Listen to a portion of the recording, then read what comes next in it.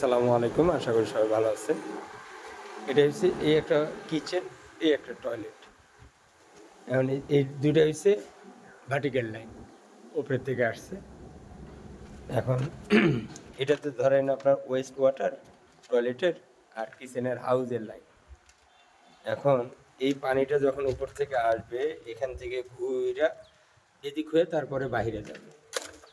এই যে বাইরে, হ্যাঁ, বাইরে এই যাবে। এখন এটা এইভাবে না দিই, যেমন এইটা এখানে দেওয়া, এখানে কিন্তু টি দেওয়া, হ্যাঁ, টি দেওয়া। যখনই পানিটা আসবে তখন ওই পাশেও কদ্দূর আসার সম্ভাবনা থাকবে, এইদিকেও লং ট্রাপেও আসার সম্ভাবনা থাকবে।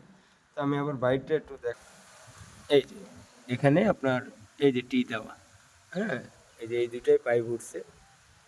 আর এই যে এইখান থেকে কিন্তু ডাক্টেল সিস্টেম করাই আছে, এই ডাক্টেল দিয়ে উঠবে। তাইলে হবে কি, জাস্ট খালি ইন হয়ে যাবে একটা লাইন, শাখা লাইন। তাইলে আর ভবিষ্যতে কোনো সমস্যা হবে না। তো এইভাবে করাটা। আর এই যে এখানে একটাতে প্লেন দিছে, একটাতে ডোর দিছে, ডোর দেওয়ার কোনো প্রয়োজন নেই। ঠিক আছে, এখন এই লাইনটাকে নিয়ে আসতে হবে বাইরে।